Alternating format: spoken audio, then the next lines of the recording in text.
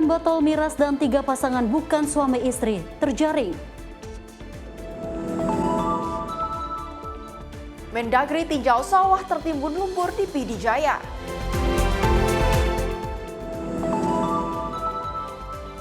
Uang baru diburu meski di awal bulan puasa.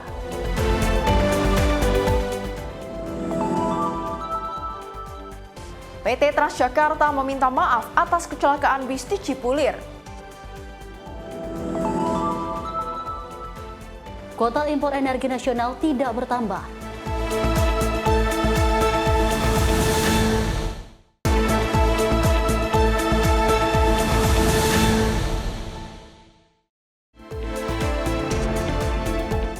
Halo, selamat pagi pemirsa Sinpo TV. Selamat pagi Dewi, apa kabarnya? Selamat pagi Cila, dengan penuh semangat pastinya akan memberikan informasi. Kalau Cila bagaimana nih? Pastinya kabarnya? juga senang dan juga di bulan kasih sayang ini makanya kita masih pakainya warna pink-pink. Iya, benar sekali. Dan pemirsa, kami akan menemani Anda pada pagi hari ini dengan sejumlah informasi peristiwa dan isu terkini lainnya.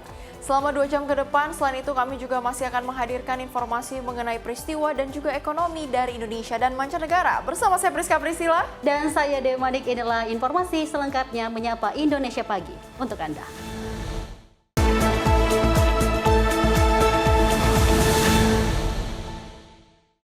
Pemirsa, kita awali informasi usai bangunkan sahur, 2 kelompok remaja terlibat tawuran di Cipete, Cilandak, Jakarta Selatan. Aksi tawuran berhasil dibubarkan aparat kepolisian. Masyarakat diimbau agar membangunkan sahur sebaiknya dilakukan melalui pengeras suara di masjid atau musola.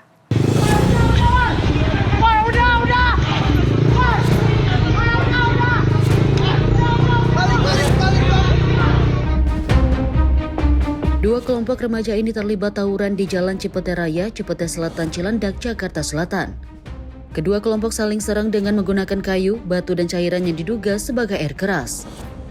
Keributan dua kelompok remaja ini diduga dipicu dari saling ejek saat kedua kelompok remaja berpapasan saat melaksanakan kegiatan membangunkan sahur. Meski tak ada yang ditangkap, namun aksi tawuran kedua kelompok remaja ini berhasil dibubarkan tim presisi Polres Jakarta Selatan. Sebagai langkah mitigasi agar tak terjadi kejadian serupa, polisi mengimbau agar para orang tua memperketat dalam memantau kegiatan anaknya di saat malam.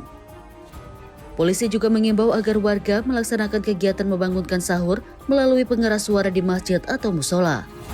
Ini mungkin kan karena dipicu dari kegiatan yang memang pada pagi itu mereka ingin membangunkan warga untuk sahur, ya. Jadi karena ini ada dua kelompok bertemu di sana sehingga saling ejek. Dan karena mungkin ada ketersinggungan, akhirnya terjadilah di sana keributan. Nah, pada waktu itu kita setelah mendapatkan laporan, anggota kita presisi maupun dari Polsek dan Polres segera untuk menghalau dan membubarkan. Selain itu, polisi juga akan memperketat kegiatan patroli terutama pada malam hari dan pada jam rawan. Dari Jakarta, jurnalis Sinpo TV melaporkan. Sementara itu, seorang pria terekam CCTV saat diduga melakukan aksi penipuan hingga jutaan rupiah di sejumlah lokasi berbeda di Kabupaten Goa, Sulawesi Selatan. Pelaku berpura-pura mengantarkan pesanan dan meminta uang tebusan hingga 1,4 juta rupiah. Aksi ini meresahkan masyarakat Goa.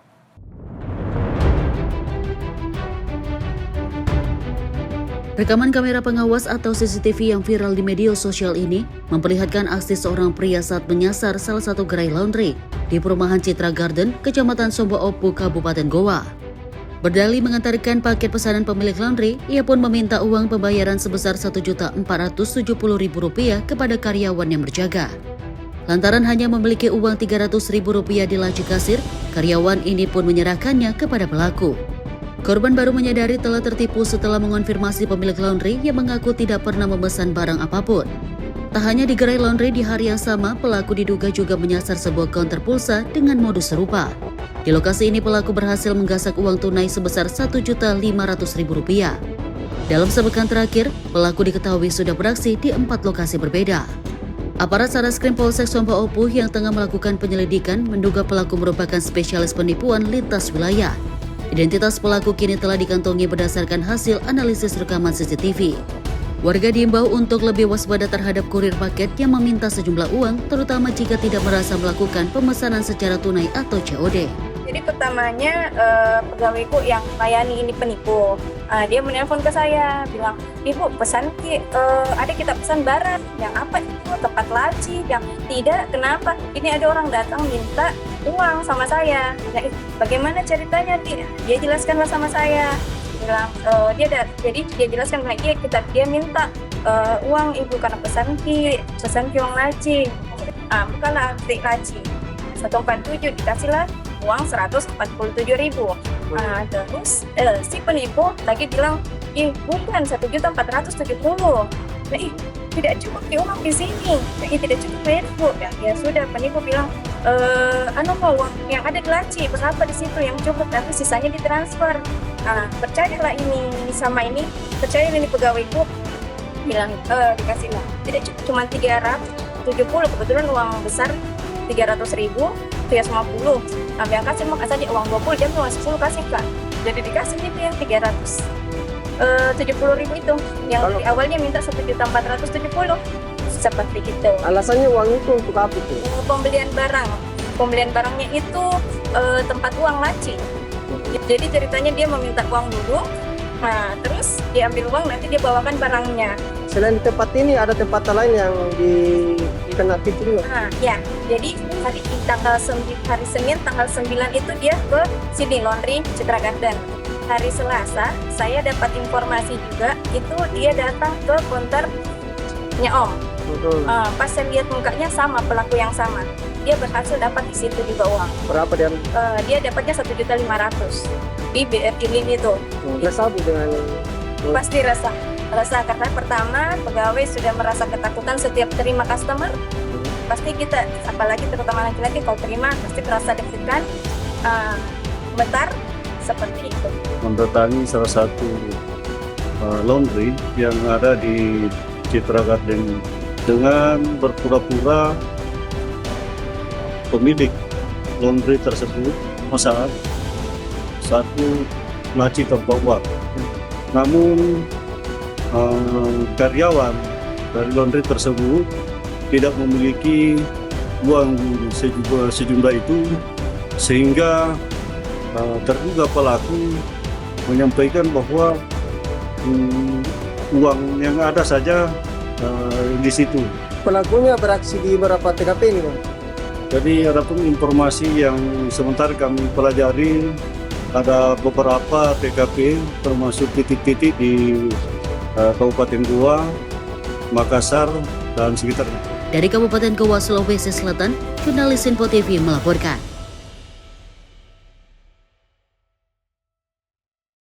Kita lanjut informasi dari tim TKP 308 Polres Lampung Tengah yang berhasil menangkap seorang pelaku pencurian dengan pemberatan spesialis bobol rumah. Dalam penangkapan ini, pelaku yang merupakan residivis sempat kabur dan nekat melompat ke jurang di ruas tol Terbangi Besar.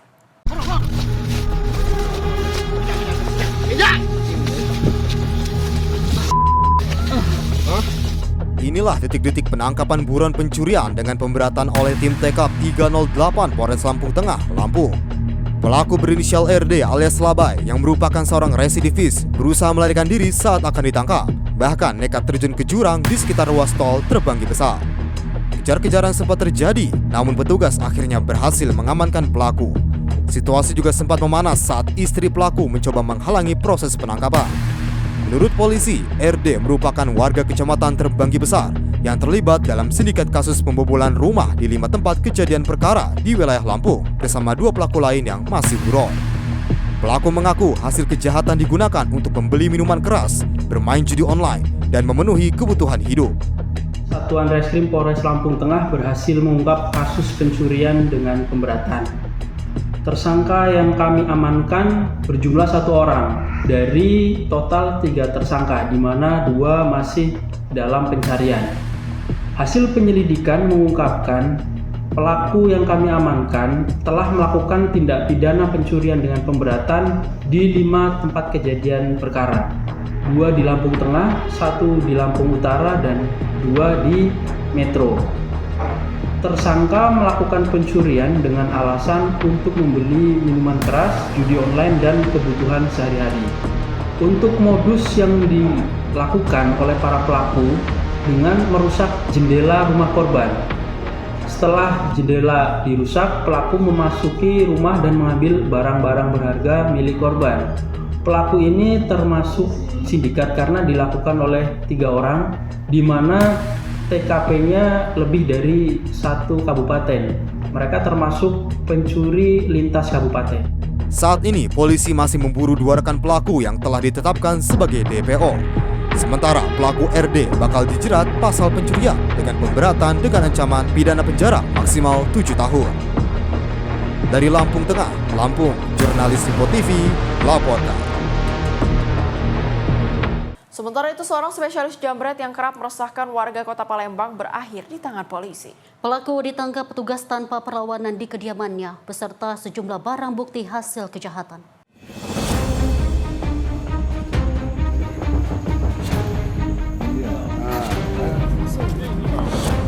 Alhamdulillah. Unit Reskrim Polsek Seberang Ulu 1 Palembang berhasil mengakhiri aksi jambret yang telah lama menjadi target operasi. Pelaku ditangkap tanpa perlawanan di rumahnya, kawasan perumahan Gria Sumsel Sejahtera, Kecamatan 15 Ulu. Berdasarkan hasil pemeriksaan, pelaku diketahui telah beraksi di 23 TKP yang tersebar di wilayah Kota Palembang. Dalam setiap aksinya, pelaku menyasar pengendara maupun pejalan kaki yang lengah menggunakan ponsel genggam. Polisi juga menyita 1 unit ponsel hasil jambretan serta sepeda motor yang digunakan untuk beraksi. Pelaku diduga merupakan pemain tunggal yang sangat hafal dengan rute pelarian di sudut-sudut kota. Benar, kami Polsek Seberang Ulu 1 telah berhasil mengamankan 1 orang pelaku berinisial L di rumahnya. Jadi begitu kami mendapat informasi untuk pelaku ada di rumah, langsung kami perintahkan untuk Kanit Osnal dan Mata Osnal setelah beberapa panit untuk melakukan penangkapan terhadap pelaku. Setelah sampai di TKP, benar pelaku ada di rumah dan kita amankan dan kita bawa ke Polsek Seberang Ulu 1. Setelah kita interogasi, pelaku sudah melakukan untuk wilayah Seberang Ulu 1 7 TKP, sedangkan untuk wilayah yang lain ada 16 TKP, jadi ada 23 TKP untuk di Kota Palembang. Modus daripada pelaku, dia memepet korban, kemudian langsung menjambret daripada barang yang berharga milik korban. Guna mempertanggungjawabkan perbuatannya, pelaku kini mendekam di sel tahanan Mapolsek Seberang Ulu 1. Dari Palembang, Sumatera Selatan, jurnalis Simpo TV melaporkan. Pemirsa, kita lanjut informasi dari pelaku curanmor yang tertangkap tangan lantaran tak berhasil hidupkan mesin sepeda motor curian di kawasan Cimanggis, Kota Depok. Pelaku yang beraksi seorang diri langsung digelandang petugas ke Polsek Cimanggis. Inilah detik-detik saat pelaku curanmor ditangkap korbannya dan langsung diserahkan ke pihak kepolisian Polsek Cimanggis. Menurut korban, aksi percobaan pencurian ini terjadi saat dirinya baru saja pulang kerja dan memarkirkan motornya di depan rumah. Namun tak berselang lama terdengar suara sepeda motor miliknya sedang dihidupkan seseorang dan tak berhasil. Korban kemudian keluar rumah dan mendapati sepeda motornya berubah arah. Tanpa pikir panjang, korban langsung menangkap pelaku dan langsung menyerahkannya ke pihak kepolisian. Saat dilakukan pemeriksaan di Polsek Cimanggis, istri pelaku sempat mengakui suaminya kerap melakukan aksi pencurian hingga pembegalan. Posisi kan motor kan baru pulang kerja. Dan kebetulan madep sini, madep ke arah rumah ya kan. Posisi saya lagi di kamar. Kemudian motor ada yang nyalain tuh, ada yang starter. Karena ini motor susah nyala kebetulan. Langsung saya ke depan tuh, saya cek siapa yang nyalain. Ternyata itulah malingnya tuh, sudah posisi motor udah madep ke depan. Kunci motor pun kontaknya sudah on gitu. Nah, maling sudah di posisi motor. Langsung saya kejar tuh maling. Dia pun nggak lari karena ragu tuh dia. Nggak bang, saya nggak maling bang. Saya cuma muterin doang. Nggak mungkin dong kalau muterin doang sampai kunci kontak di on. Udah di starter juga sama maling. Udah di starter nggak nyala-nyala. Udah makanya dia pergi tuh langsung. Itu juga dia nggak maling, nggak cobaan buat maling motor juga.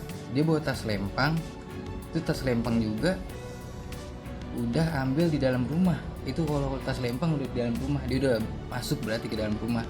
Itu tas punya siapa? Tas punya ini keluarga ini. Itu posisi tas di dalam rumah tuh. Habis dia udah ambil tas, baru dia tuh percobaan buat ngambil motor. Kalau motor gagal tuh dia. Pelaku merupakan warga sekitar yang tak jauh dari rumah korban. Kini kasusnya tengah ditangani unit Reskrim Polsek Cimanggis, Kota Depok. Dari Depok, Jawa Barat, jurnalis Simpo TV melaporkan. Informasi lainnya datang dari kebakaran yang terjadi di Kecamatan Cisurupan, Kabupaten Garut, Jawa Barat pada Senin 23 Februari 2026 siang. Kebakaran ini diduga terjadi akibat korsleting arus listrik. Inilah detik-detik video amatir warga yang merekam peristiwa kebakaran di Desa Sukatani, Kecamatan Cisurupan, Garut, Jawa Barat pada Senin 23 Februari 2026 siang. Video ini memperlihatkan kobaran api yang membakar rumah dan membuat warga sekitar panik. Kebakaran terjadi sekitar pukul 13.30 waktu Indonesia Barat. Diduga api muncul akibat korsleting arus listrik dari rumah semi permanen milik Ito yang merupakan seorang janda. Selain membakar rumah berikut isinya, api juga membakar satu unit sepeda motor. Petugas pemadam kebakaran dan warga berhasil memadamkan api dalam waktu singkat. Kejadian kebakaran di Sukatani ini terjadi pukul berapa, Pak? Terjadinya pukul 1:30, Pak. Yang terbakar berapa rumah, Pak? Yang terbakar cuma satu, cuman dampaknya nyebar 4 rumah. Untuk kejadian ini ya kemungkinan semuanya, Pak, terbakar semuanya dalam satu rumah. Pemicunya apa, Pak? Pemicunya kemungkinan dari arus pendek listrik, Pak. Ada korban jiwa tidak, Pak? Alhamdulillah, Pak, tidak ada. Mungkin karena rumah kosong gitu? Ya, rumah kosong. Untuk kerugian, Pak, bisa ditaksir? Untuk kerugian, Pak, untuk sekarang mencapai ya sekitar 100 jutaan, Pak. Siap. Tidak ada korban jiwa dalam kebakaran ini karena rumah dalam keadaan kosong. Namun kerugian kurang lebih ditaksir mencapai 100 juta rupiah. Dari Garut, Jawa Barat, jurnalis Info TV melaporkan.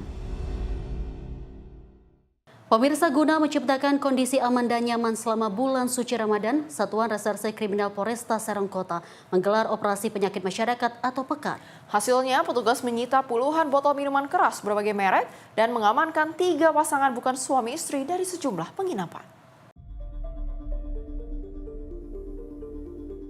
Satuan Reserse Kriminal Polresta Serang Kota menggelar razia besar-besaran dengan menyasar sejumlah titik rawan gangguan Kaptimas pada Senin 23 Februari 2026 malam. Dalam operasi ini, petugas mendapati puluhan botol minuman keras berbagai merek yang masih dijual bebas di sejumlah toko kelontong. Tak hanya miras, petugas juga menyisir sejumlah penginapan dan hotel melati di wilayah Kota Serang. Hasilnya 3 pasangan sejoli yang bukan suami istri terjaring razia saat berada di dalam kamar. Kanit Jatanras Polresta Serang Kota, Ibtu Anggawadana mengatakan, operasi pekat ini difokuskan pada pemberantasan peredaran miras, prostitusi online, hingga peredaran petasan. Hal ini dilakukan untuk memastikan kekhusyukan ibadah masyarakat di bulan Ramadan. Malam hari ini, Polresta Serang Kota melaksanakan kegiatan operasi pekat dengan menyasar dan mengamankan puluhan minuman keras.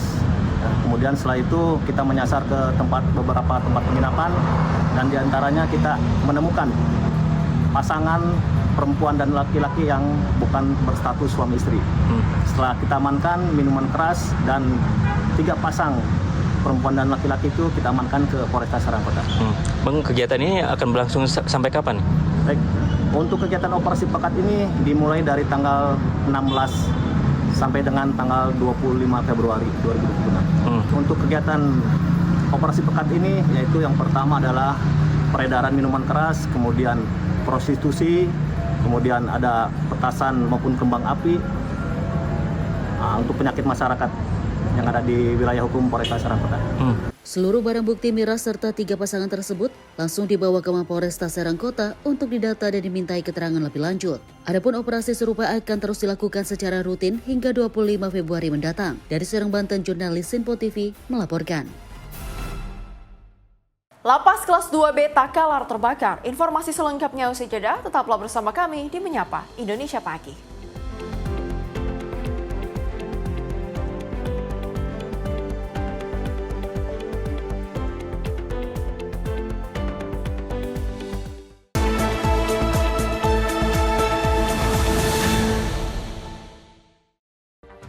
Rangkaian peristiwa penting kami hadirkan untuk menemani sore hari Anda. Regulasi penyiaran yang dinilai peringatan Bastille Day di Play, Pramono menegaskan Pemprov DKI dalam keadaan selamat di atas. Mengabarkan berita yang relevan dengan kondisi hari ini sebagai rujukan informasi menjelang malam tiba. Yang menyelundupkan kokain yang Menteri Pertanian menyampaikan tindak pidana perampokan dan pembunuhan. Lakukan langkah pengawasan secara langsung. Jangan lewatkan dalam Menyapa Indonesia Petang setiap hari hanya di Info TV.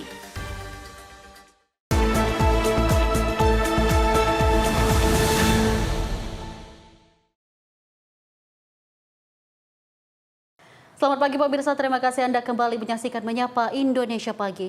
Pemirsa, diduga akibat korsleting listrik sebuah meteran listrik di lapas kelas 2B Kabupaten Takalar, Sulawesi Selatan tiba-tiba meledak dan mengeluarkan kobaran api. Api yang sempat membesar dan membakar atap plafon bagian depan lapas membuat warga sekitar dan petugas panik. Beruntung kobaran api cepat dipadamkan sebelum merembet ke bangunan utama.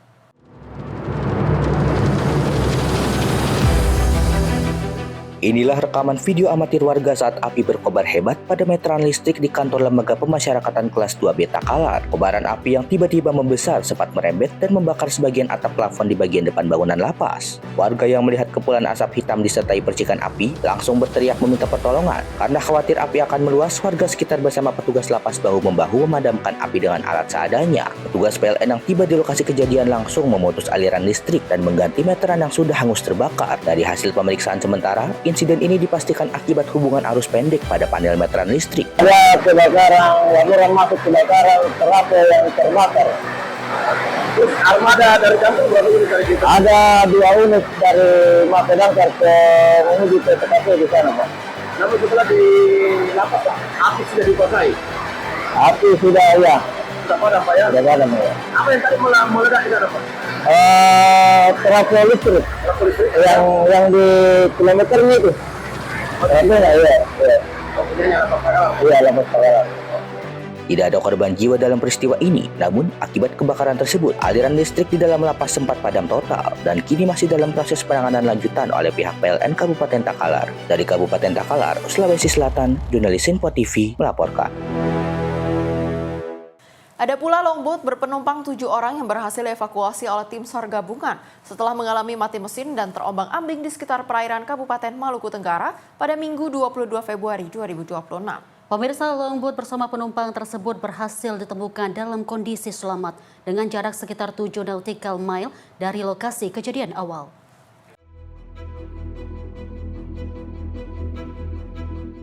Kondisi membahayakan jiwa manusia kembali terjadi di perairan Maluku Tenggara. Longboat berpenumpang 7 orang berhasil diselamatkan tim SAR gabungan setelah mengalami mati mesin dan terombang-ambing di sekitar perairan Kabupaten Maluku Tenggara pada Minggu 22 Februari 2026.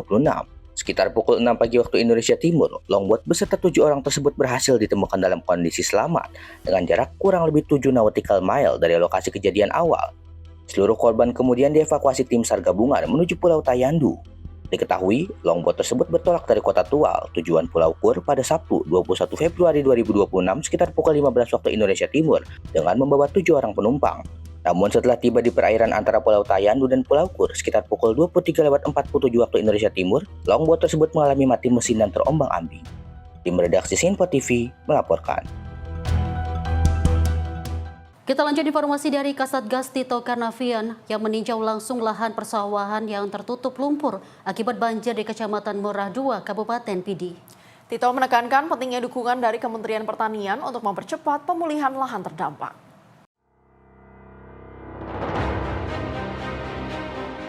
Menteri Dalam Negeri sekaligus Ketua Satuan Tugas Percepatan Rehabilitasi dan Rekonstruksi Pasca Bencana Wilayah Sumatera, Muhammad Tito Karnavian meninjau langsung lahan persawahan yang tertutup lumpur akibat banjir di Kecamatan Merah 2, Kabupaten Pidi Jaya, Sabtu 21 Februari 2026. Di lokasi ia menjelaskan sekitar 1.500 hektar sawah milik warga mengalami kerusakan berat karena tertutup lumpur tebal. Ketebalan lumpur di sejumlah titik mencapai 50 cm hingga 1 meter, bahkan sebelumnya dilaporkan lebih dalam. Selain itu terdapat ribuan hektar lahan lain yang mengalami dampak ringan hingga sedang. Tito menegaskan bahwa Kabupaten Pidi Jaya merupakan salah satu lumbung pangan daerah dengan total luas pertanian sekitar 8.800 hektar. Kerusakan lahan pertanian tersebut dinilai berpotensi menurunkan produksi padi jika tidak segera ditangani. Dalam keterangannya, Tito berharap Kementan segera memberikan perhatian terhadap kondisi tersebut. Percepatan rehabilitasi lahan dinilai penting agar sawah yang tertutup lumpur dapat kembali difungsikan sebagai lahan tanam. Hari Sabtu, tanggal 21 Februari 2026. Kami berada di mana nih Pak Bupati? Pidi Jaya, Kecamatan Merah 2. Kecamatan Merah 2. Ya, ini ada lahan sawah yang semuanya sudah tertutup dengan lumpur. Jadi Pak Bupati sangat mengharapkan percepatan dukungan dari Menteri Pertanian, Pak Amar, supaya tanah ini bisa produktif kembali menjadi lahan sawah. Karena PD Jaya merupakan salah satu gudang logistik untuk lumbung pangan. Tim redaksi Sinpo TV melaporkan. Sedangkan banjir susulan yang melanda Kelurahan Hutana Bolon 1, Kecamatan Tuka, Kabupaten Tapanuli Tengah, sempat kembali menggenangi SD Negeri 152983. Pemirsa Satuan Tugas Kubencal TNI Angkatan Darat pun bergerak cepat membersihkan lingkungan sekolah agar proses belajar mengajar segera normal. Banjir susulan akibat curah hujan tinggi kembali merendam lingkungan SD Negeri 152983 di Kelurahan Hutana Bolon 1, Kecamatan Tuka, Kabupaten Tapanuli Tengah. Menyikapi kondisi tersebut, Satgas Penanggulangan Bencana Alam TNI Angkatan Darat segera turun ke lokasi untuk melakukan pembersihan ulang. Personil Kodim 0211 Tapanuli Tengah bersama prajurit Yon TP 905 dan pihak sekolah bergotong royong mengangkat lumpur serta sisa material banjir yang masuk ke ruang kelas. Pembersihan juga difokuskan pada halaman dan akses masuk sekolah agar lingkungan kembali aman dan layak digunakan. Dengan peralatan manual seperti sekop, cangkul, dan angkong, prajurit dan warga bekerja hingga seluruh area terdampak dinyatakan bersih. Berkat kerja cepat tersebut, kondisi sekolah kini berangsur normal dan siap digunakan kembali oleh siswa serta tenaga pendidik. Upaya ini dilakukan agar proses belajar mengajar tidak terganggu lebih lama, serta memperkuat semangat gotong royong masyarakat dalam menghadapi dampak bencana. Jihan Nabila, Sinpo TV melaporkan.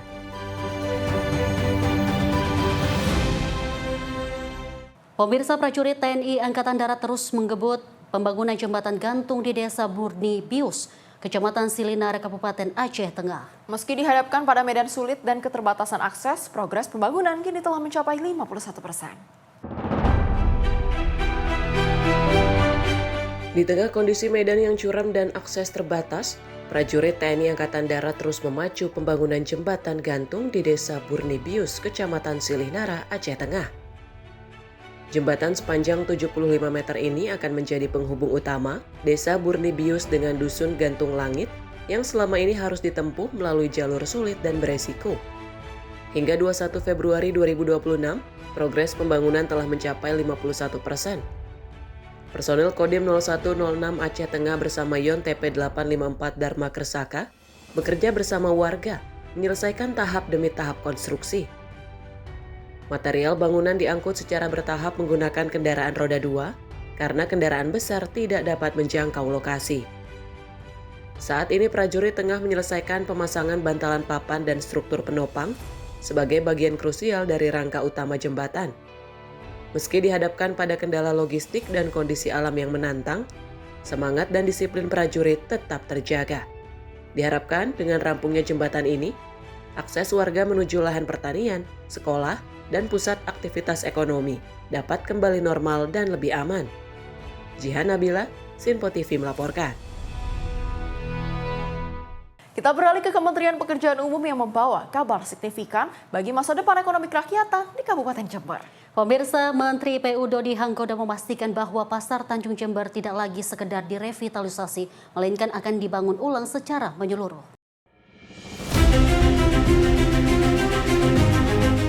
Menteri Pekerjaan Umum Dodi Hanggodo meninjau Pasar Tanjung di Kabupaten Jember, Jawa Timur pada Minggu 22 Februari 2026. Peninjauan ini merupakan tindak lanjut atas usulan pemerintah Kabupaten Jember untuk meningkatkan kualitas pasar rakyat terbesar dan paling strategis di wilayah tersebut. Bangunan yang berdiri sejak tahun 1973 tersebut menghadapi sejumlah permasalahan, antara lain pengelolaan sampah yang belum optimal, aliran air dan sistem drainase yang kurang baik, sirkulasi udara yang belum memadai, serta penataan ruang yang memerlukan pembenahan menyeluruh. Maka dari itu, Menteri Dodi menegaskan bahwa pembangunan pasar baru ditargetkan dapat dimulai secepatnya pada tahun ini, seiring dengan penyelesaian detail engineering design. Ia juga mendorong pemerintah Kabupaten Jember untuk segera melakukan sosialisasi kepada para pedagang terkait rencana pembangunan, termasuk penyiapan lokasi relokasi sementara. Hal ini penting agar aktivitas ekonomi para pedagang tetap berjalan selama proses pembangunan berlangsung. Kita disiapkan ide-idenya bersama-sama dengan Bupati dan tim, supaya pasar yang kita bangun ke depan itu fasadnya adalah fasad pemerintah Kabupaten Jember, dan kearifan lokal harus nampak di arsitektur pasar tradisional Tanjung. Jadi sampai itu Pak Bupati sudah mulai harus mensosialisasikan kepada para pedagang di dalam. Para pedagang ini kalau kita ajakan pembongkaran seterusnya dibangun dan seterusnya itu akan di tempat di mana mereka nggak boleh terhenti di kehidupan ekonomi. Tim redaksi Sinpo TV melaporkan. Kita lanjut informasi dari Menteri Kehutanan RI Raja Juli Antoni yang menyerahkan surat keputusan tanah objek reforma agraria dan surat keputusan hutan kemasyarakatan transformasi kepada masyarakat di Kabupaten Banyuwangi pada 21 Februari 2026. Menhub menegaskan bahwa negara harus hadir memberi kejelasan dan kepastian hukum bagi masyarakat yang telah lama hidup berdampingan dengan kawasan hutan. Ini ditunggu warga Sumber Agung semua ini. Menteri Kehutanan RI Raja Juli Antoni menyerahkan surat keputusan tanah objek reforma agraria atau SK-TORA nomor 183 tahun 2026 seluas kurang lebih 160,735 hektar di Kabupaten Banyuwangi sebagai sumber tanah objek reforma agraria. Cakupan wilayah ini tersebar di 12 kecamatan dan 26 desa kelurahan termasuk Desa Sumber Agung. Dalam kesempatan itu, Menhub juga menyerahkan surat keputusan hutan kemasyarakatan transformasi atau SKHKM sebagai bagian dari kebijakan kawasan hutan dengan pengelolaan khusus di Pulau Jawa. Dua kelompok masyarakat penerima SKHKM transformasi yaitu KTH Kemuning Asri, Desa Gombeng-Sari, Kecamatan Kalipuro, dan kelompok di Desa Kalipait, Kecamatan Tegal Limau. Transformasi ini mengubah status masyarakat dari mitra Perum Perhutani dalam skema Kulin KK menjadi pemegang izin perhutanan sosial yang mandiri. Melalui penyerahan SK-TORA dan HKM ini, Banyuwangi diharapkan menjadi contoh bahwa kesejahteraan dan kelestarian dapat berjalan beriringan. Semoga juga kita berharap agar pemberian akses ini membuka pintu-pintu rezeki yang lebih banyak lagi bagi kelompok kami. Tim redaksi Sinpo TV melaporkan. Kita beralih ke Andra Soni saat menemui masa aksi dari Aliansi BEM Sebanten di gerbang utama KP3B Curug, Kota Serang. Pemirsa, Gubernur Banten Andra Soni menegaskan bahwa kritik dari mahasiswa merupakan vitamin pembangunan yang dibutuhkan pemerintah daerah untuk perbaikan kebijakan dan tata kelola pemerintahan.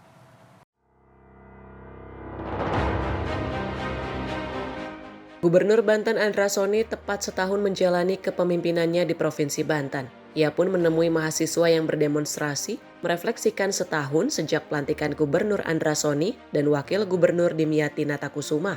Aliansi BEM seprovinsi Banten menggelar demonstrasi di depan Kompleks Pusat Pemerintahan Provinsi Banten, Kota Serang, Jumat 20 Februari 2026. Mereka berorasi dan menyampaikan aspirasi terkait berbagai persoalan di Banten. Salah satu orator menyebutkan pembangunan di Banten tidak merata.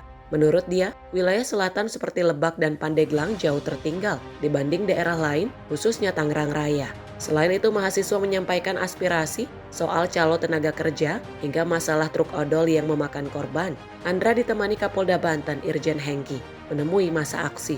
Andra duduk dan mendengarkan aspirasi mahasiswa. Mohon maaf teman-teman, saya memang menghindari sekali untuk bisa beraudiensi dengan teman-teman secara resmi. Karena apa? Kalau itu terjadi, teman-teman akan jadi elit. Saya lebih nyaman kita berdiskusi seperti ini. Karena ini adalah realita. Teman-teman tidak akan menjadi elit nantinya, akan terus menjadi mahasiswa yang peduli. Apa yang saya kerjakan hari ini adalah apa yang diharapkan oleh masyarakat yang disampaikan oleh mahasiswa. Jalan rusak, sekolah susah, nyogok-menyogok, masuk ke perusahaan harus bayar dan segala macam. Hari ini alhamdulillah saya ditemenin sama Kapolda. Pak Kapolda, tanpa harus kita diskusi lagi, hal-hal yang disampaikan mahasiswa terkait dengan penegakan hukum harus kita tindak lanjuti. Itu pertama. Kedua, jalan rusak, Lebak, Pandeglang, dua daerah yang fiskalnya paling rendah. Andra berterima kasih karena mahasiswa merefleksikan berbagai kekurangan kepemimpinannya selama setahun terakhir. Andra mengatakan lebih suka berdiskusi dan mendengar aspirasi mahasiswa di jalan dibanding dalam ruang pertemuan formal. Meskipun demikian, ia mengatakan beberapa kali mendapat undangan pertemuan formal dengan kelompok mahasiswa. Terkait beberapa masalah yang disampaikan, Andra akan menindaklanjuti persoalan tersebut. Soal jalan rusak, Andra menyampaikan Pemprov telah membangun jalan yang seharusnya menjadi kewenangan kabupaten kota atau desa. Tim redaksi Sinpo TV melaporkan.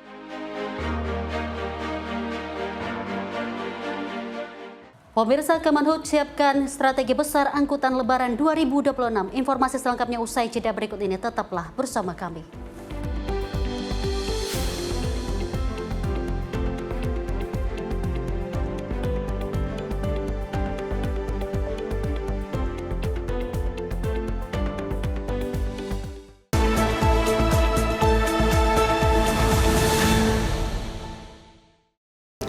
Halo area-area Surabaya, kini Sinpo TV hadir di Surabaya melalui channel digital 35 UHF. Jangan lupa untuk scan ulang saluran digital televisi Anda untuk mendapatkan informasi tercepat dan terdepan langsung di layar kaca Anda. Sinpo TV, News, Sport, Entertainment.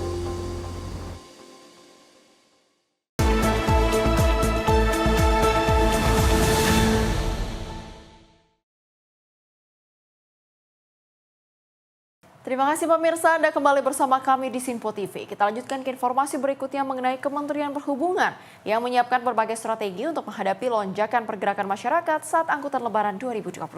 Pemirsa, sekitar 143 juta orang diperkirakan akan melakukan perjalanan sehingga kesiapan infrastruktur dan fasilitas menjadi prioritas utama.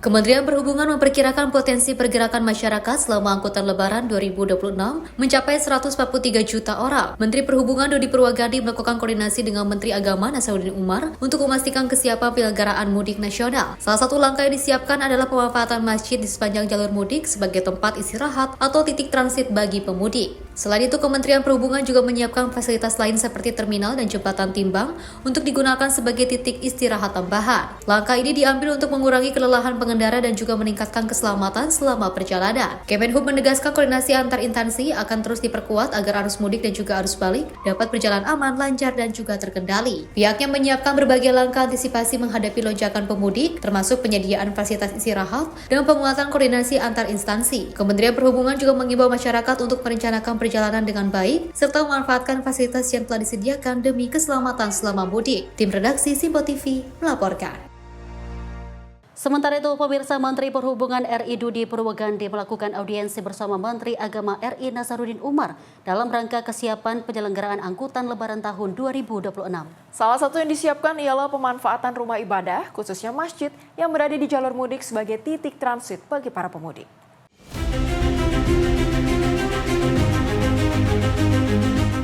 Dalam rangka menyiapkan angkutan Lebaran 2026, Menteri Perhubungan RI Dodi Purwagadi melakukan audiensi bersama Menteri Agama RI Nasaruddin Umar. Melalui video yang diunggah di akun sosial media Instagram @kemenhub151 pada 23 Februari 2026, salah satu langkah yang disiapkan ialah pemanfaatan rumah ibadah, khususnya masjid yang berada di jalur mudik, sebagai tempat istirahat atau titik transit bagi para pemudik. Selain pemanfaatan rumah ibadah, Kemenhub juga menyiapkan sejumlah fasilitas lain sebagai titik istirahat bagi pemudik, seperti terminal dan jembatan timbang yang berada di jalur mudik. Sinergi antara Kemenhub dan Kemenak dinilai menjadi penting, mengingat momentum Idul Fitri tidak hanya berkaitan dengan mobilitas masyarakat dalam jumlah besar, tapi juga memiliki dimensi spiritual dan sosial yang kuat. Tim redaksi Sinpo TV melaporkan. Kita beralih ke ratusan warga di Kota Bandung, Jawa Barat yang harus mengantri panjang berburu penukaran uang baru yang disediakan Bank Indonesia pada Selasa pagi. Pemirsa, penukaran uang baru memang menjadi primadona bagi warga saat bulan puasa sebagai persiapan untuk menyambut Lebaran.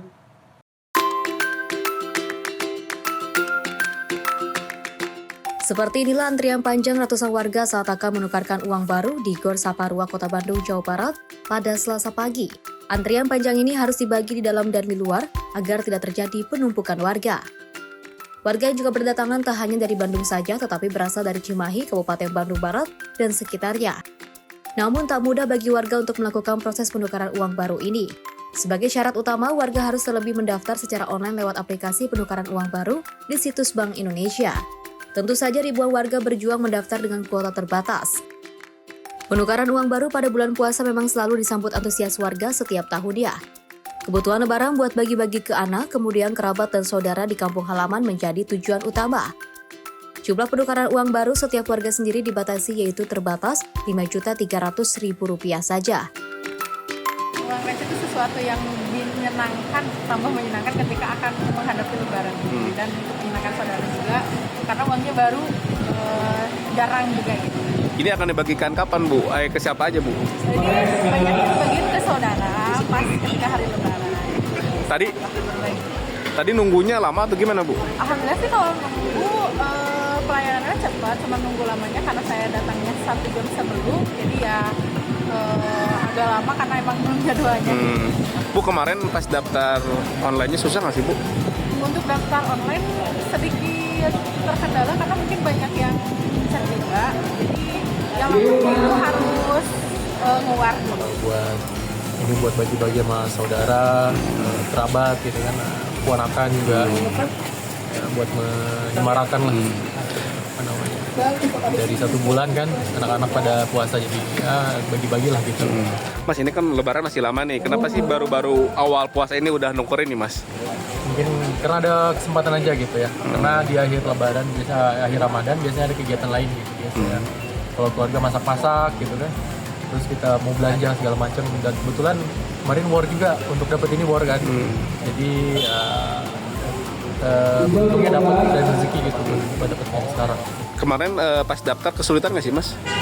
Daftar sih mungkin antriannya ya Mas ya, gitu, untuk tunggu kira-kira sejam gitu ya baru dapat antrian, dan saya coba try terus gitu, dan alhamdulillah dapat. Oke. Bank Indonesia secara serentak membuka penukaran uang baru lewat kendaraan keliling di seluruh Indonesia pada 24 Februari 2026. Penukaran uang baru pun bervariasi mulai dari 2.000, 5.000, 10.000, dan juga 20.000. Dari Bandung, Jawa Barat, jurnalis Info TV melaporkan. Pemirsa, petugas SPBU Pertamina Subagud ini memberikan pelayanan Ramadan Greeting dan berbagi takjil gratis kepada konsumen menjelang waktu berbuka puasa. Momentum Ramadan menjadi kesempatan untuk menghadirkan pelayanan yang lebih humanis dan penuh kepedulian. Dalam rangka menyambut bulan suci Ramadan 1447 Hijriah, Pertamina Patraniaga Regional Sumatera Bagian Utara memperkuat kualitas pelayanan konsumen di seluruh SPBU wilayah operasional yang meliputi Provinsi Aceh, Sumatera Utara, Sumatera Barat, Riau, dan Kepulauan Riau. Region Manajer Retail Sales Pertamina Patraniaga Regional Subagud, Igusti Bagus Suteja menyampaikan, operator diwajibkan menanyakan jenis BBM dan nominal pembelian, menunjukkan angka 0 sebelum pengisian dimulai, menyebutkan kembali jumlah liter dan nominal transaksi setelah pengisian selesai, serta menawarkan metode pembayaran baik tunai maupun non-tunai melalui My Pertamina, Kris, atau kartu perbankan. Pelayanan ditutup dengan ucapan terima kasih dan doa atau ucapan selamat berpuasa sebagai bentuk penghormatan kepada konsumen yang menjalankan ibadah puasa. Sebagai bentuk kepedulian selama bulan Ramadan, Pertamina Patraniaga Regional Subagud juga menghadirkan kegiatan berbagi takjil gratis kepada konsumen di sejumlah SPBU yang dilaksanakan sepanjang bulan Ramadan menjelang waktu berbuka puasa. Kegiatan ini menjadi bagian dari pelayanan tambahan bagi masyarakat yang masih berada dalam perjalanan saat waktu berbuka tiba. Pelayanan prima dan kedekatan emosional dengan konsumen menjadi fokus utama perusahaan selama Ramadan. Tim redaksi Sinpo TV melaporkan. Selain itu, Kampung Ramadan di Perumahan Geraha Mutiara Permai 2, Desa Karet, Kecamatan Sepatan, Kabupaten Tangerang, Banten, menyajikan ratusan porsi makanan gratis untuk berbuka puasa. Pemirsa, makanan berbuka sengaja disediakan untuk masyarakat termasuk pengguna jalan yang masih menempuh perjalanan ketika waktu berbuka puasa sudah tiba.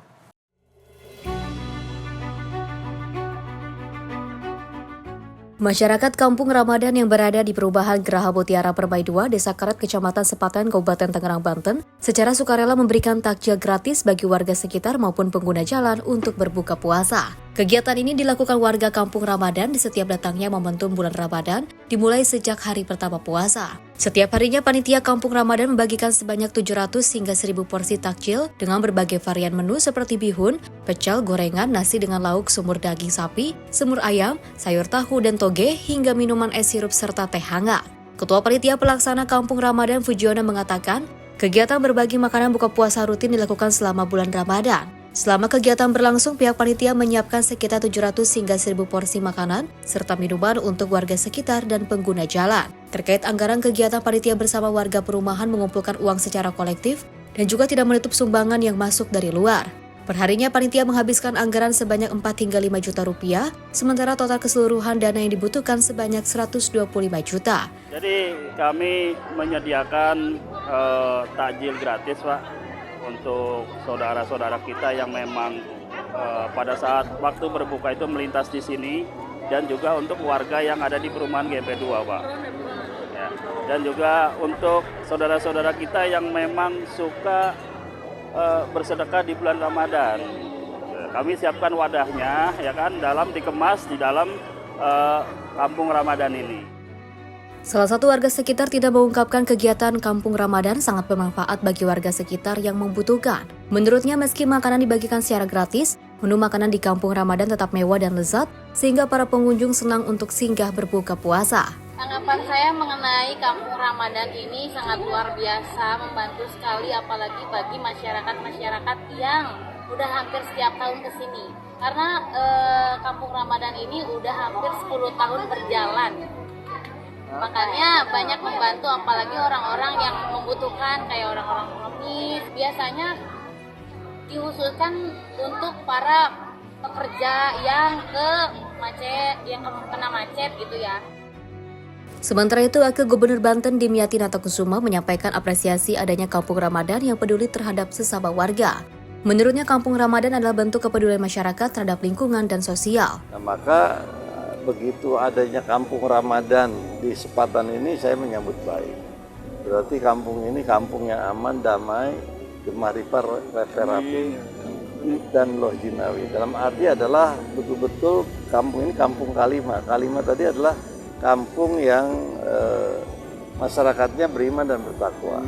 Yang kedua, kampung yang memang masyarakatnya sabar, teguh, dan juga semangat. Yang ketiga adalah masyarakatnya peduli dengan lingkungan, dengan sosial yang ada, dengan tetangganya, dengan saudaranya, keluarganya, dan sebagainya. Yang keempat adalah kekeluargaan yang tumbuh, saling asa-asi dan asi. Diharapkan agar kegiatan ini bisa terus berjalan untuk berbagi selama bulan Ramadan dan tetap saling guyup dan kompak dalam bermasyarakat sehingga bisa bermanfaat bagi sesama. Dari Tangerang, Mujib Batu Marisa, Sipo TV, melaporkan. Bulan Ramadan identik dengan kemunculan pasar sore yang menjajakan beragam menu berbuka puasa. Di kota Yogyakarta, salah satu yang paling ramai dan selalu dinanti warga adalah Kampung Ramadan Jogokarian yang setiap tahun dipadati ribuan pengunjung. Dan berikut informasinya. Inilah suasana Kampung Ramadan Jogokarian di kawasan Jalan Jogokarian, Mantri Jeron, Kota Yogyakarta sejak sore hari. Masyarakat mulai memadati area ini untuk berburu takjil dan menu berbuka puasa.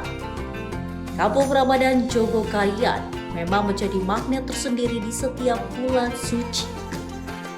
Ratusan pelaku UMKM turut ambil bagian dengan membuka lapak yang menawarkan aneka pilihan makanan. Tercatat lebih dari 400 pedagang meramaikan gelaran tahun ini. Berbagai kuliner tradisional seperti gorengan, pecel, sate, hingga mie pentil tersedia lengkap. Tak hanya itu, jajanan kekinian seperti aneka kue, dimsum, serta minuman segar juga menjadi favorit pengunjung. Memasuki penyelenggaraan yang ke-22 kali, Kampung Ramadan Jogokarian bukan hanya menghadirkan semarak suasana Ramadan, tetapi juga menjadi penggerak roda perekonomian warga, terutama bagi pedagang yang tidak memiliki kesempatan berjualan pada pagi hingga siang hari. Tahun ini temanya kita berkah berjamaah. Jadi tahun ini Masjid Jogokarian menginjak usia yang ke-60 tahun. Jadi kami menyadari bahwa Masjid Jogokarian bisa seperti sekarang itu karena keberkahan dari berjamaah bersama-sama, bersatu, persatuan ukhuwah, dan hasil dari kerja-kerja individu.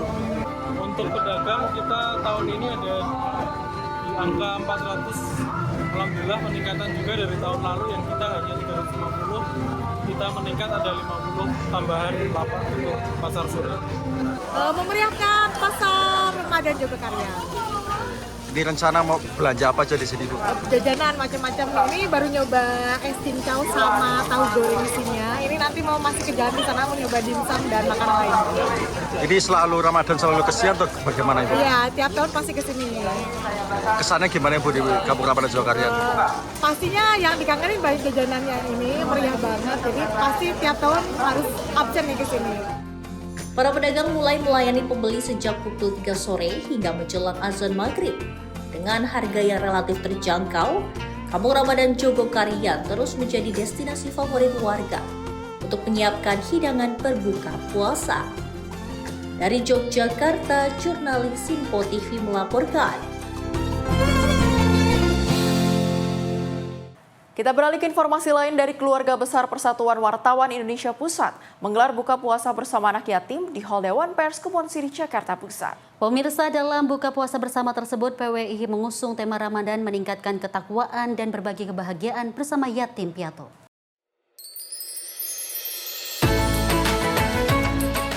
Ketua Persatuan Wartawan Indonesia Pusat, Ahmad Munir mengatakan, buka puasa bersama anak yatim piatu ini dilakukan dalam rangka memuliakan bulan suci Ramadan. Menurut Munir, keluarga besar PWI setiap tahunnya memang selalu menggelar acara buka puasa bersama, selain untuk meneguhkan tradisi, tapi juga untuk merawat silaturahmi. Dengan adanya buka puasa bersama anak yatim piatu ini, Ketua PWI berharap ibadah puasa tahun ini menjadi berkah dan diterima oleh Allah Subhanahu wa Ta'ala. Di keluarga besar PWI bersama IPI dan berbagi bantuan kepada teman-teman adik-adik yatim piatu agar kita sama-sama memuliakan hari yang suci, bulan yang suci ini, bulan yang tepat untuk kita berbagi kebaikan kepada para khususnya yatim piatu yang hari ini diundang secara khusus oleh panitia.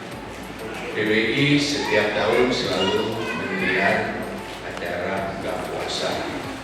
Nah, hal ini selain bagi kita untuk merawat silaturahmi, juga bagian dari kita meneguhkan tradisi kita untuk bisa bersama-sama, untuk bisa menikmati bagi kita keluarga besar buka bersama di Hall Dewan Pers ini. Dan mudah-mudahan tradisi ini yang tahun ini dibantu oleh Vista bisa menjadi kebaikan untuk kita semua, sekaligus juga menjadikan ibadah puasa kita menjadi ibadah puasa yang paripurna dan diterima oleh Allah Subhanahu wa Ta'ala. Dari Jakarta, Sri Dewi Andayani, Azizul Hakim, Sinpo TV melaporkan. Ratusan warga yang terpaksa mengungsi akibat perang mengikuti buka bersama di Gaza Utara. Acara ini digelar oleh Lembaga Amal sebagai upaya meringankan beban warga di tengah kondisi kemanusiaan yang sulit.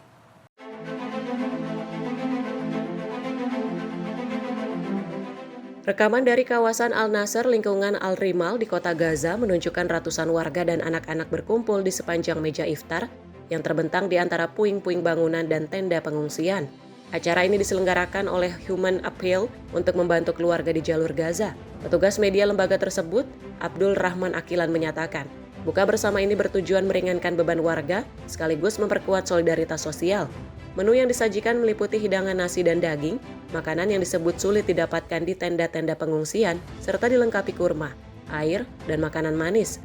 Seorang warga, Ahmed Zahir, mengungkapkan banyak orang tidak mampu membeli makanan dan minuman di tengah harga yang masih tinggi. Aktivis Syad Al-Surafa menyebut, kegiatan ini sebagai upaya menciptakan suasana kegembiraan dan optimisme, meski warga masih hidup di tengah ancaman.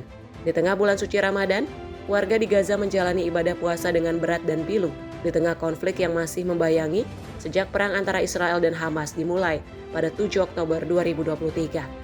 Meski gencatan senjata diberlakukan, kekerasan hingga serangan senjata oleh Israel masih sering terjadi dan beberapa serangan terus menyasar wilayah sipil. Warga menyaksikan banyak masjid hancur, banyak jamaah kini sholat di tempat darurat, seperti tenda atau dalam reruntuhan bangunan, karena kerusakan luas pada fasilitas keagamaan hingga rumah-rumah mereka. Tim redaksi Sinpo TV melaporkan.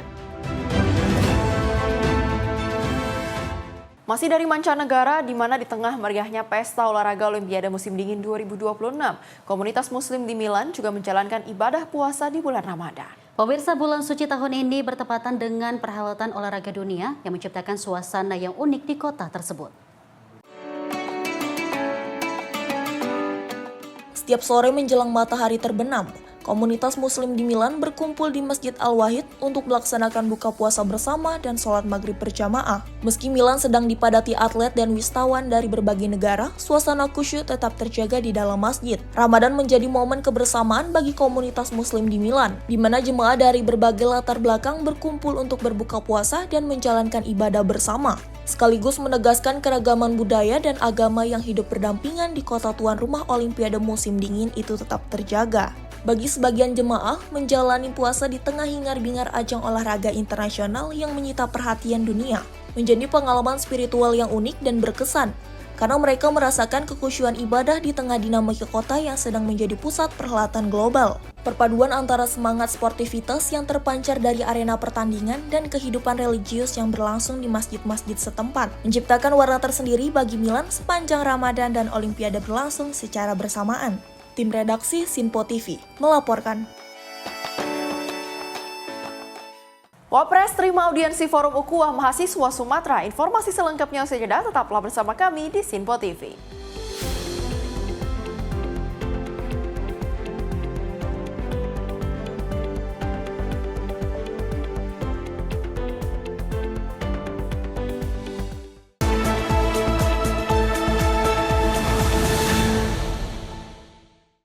Apa saja peristiwa terhangat yang akan menemani Anda di waktu istirahat siang?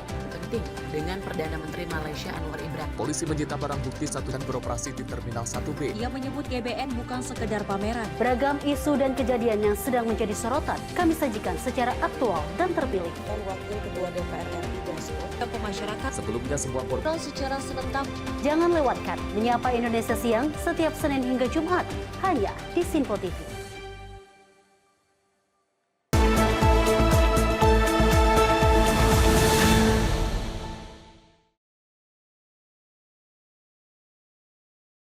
Selamat pagi pemirsa, terima kasih Anda kembali bersama kami di Menyapa Indonesia Pagi. Informasi kita lanjutkan kembali. Pemirsa, Wakil Presiden RI Gibran Rakabuming Raka menerima audiensi Forum Ukhuwah Mahasiswa Sumatera di Istana Wapres Jakarta pada 23 Februari 2026.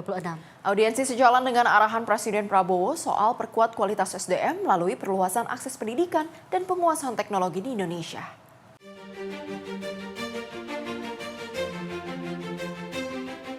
Bertempat di Istana Wapres Jakarta, Wakil Presiden RI Gibran Rakabuming Raka menerima audiensi Forum Ukhuwah Mahasiswa Sumatera atau FUMAS pada Senin 23 Februari 2026. Dalam pertemuan tersebut membahas penguatan sumber daya manusia digital serta menyoroti pentingnya pemerataan tenaga pendidik sebagai fondasi transformasi teknologi nasional. Wapres menyatakan dukungannya terhadap berbagai inisiatif peningkatan literasi kecerdasan buatan atau AI, termasuk pengembangan kemampuan coding bagi generasi muda. Di satu sisi, Wapres pun menegaskan bahwa penguatan literasi teknologi harus diiringi dengan kesiapan tenaga pendidik yang memadai dan merata. Dalam audiensi tersebut, Ketua Umum FUMAS Abdul Halim Hutabarat memaparkan sejumlah program diantaranya untuk mendukung penguatan literasi AI dan pengembangan coding di lingkungan pendidikan, termasuk pesantren yang siap dikolaborasikan dengan pemerintah daerah. Jadi Bapak Wakil Presiden menyarankan yaitu untuk salah satunya mensupport perkembangan coding tadi, perkembangan AI tadi, dan kalau bisa guru-guru tadi bisa langsung mau dan diturunkan ke daerah-daerah pelosok negeri tadi yang ketinggalan dari pendidikan-pendidikan tersebut. Tim redaksi Sinpo TV melaporkan. Sedangkan perjanjian dagang Indonesia dengan Amerika Serikat berpotensi mengalami perubahan. Pemirsa, pemerintah Indonesia pun meminta agar tarif produk unggulan nasional tetap diberlakukan 0% sesuai kesepakatan awal.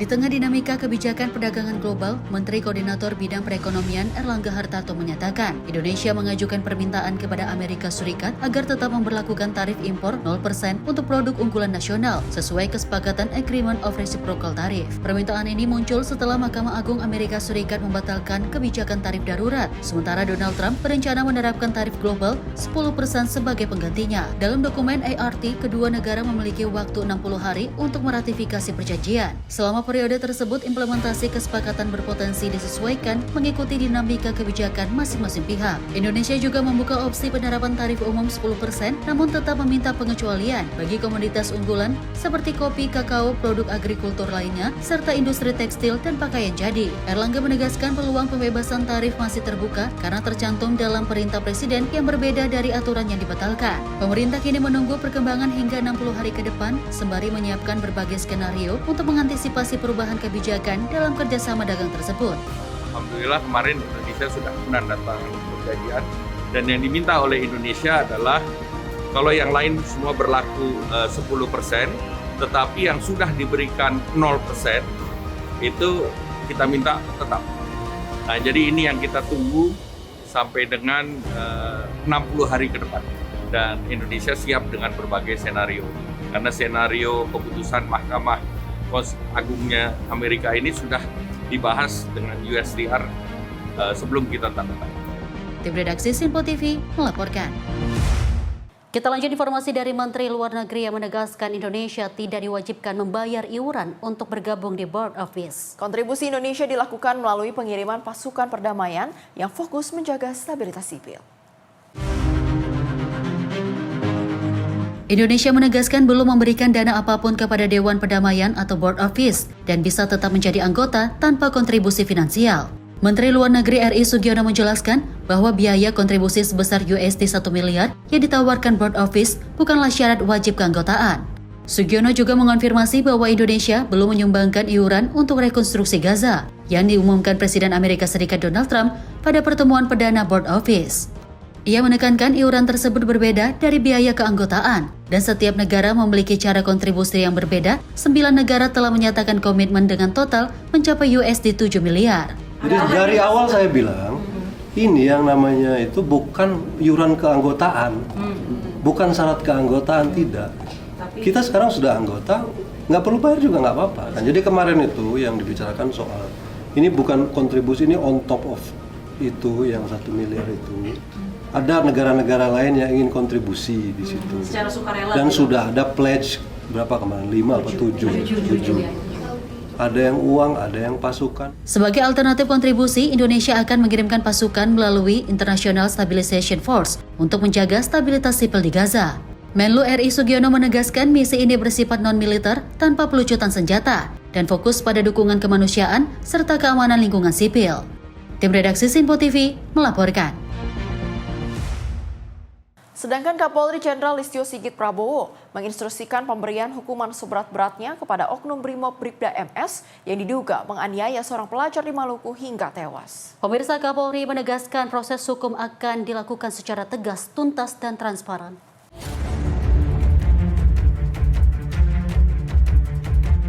Kapolri Jenderal Listio Sigit Prabowo menegaskan tidak akan mentolerir segala bentuk pelanggaran yang dilakukan oleh anggota Polri. Ia memastikan oknum Brimob yang diduga melakukan penganiayaan hingga menyebabkan seorang pelajar di Maluku meninggal dunia akan diproses secara pidana dan kode etik.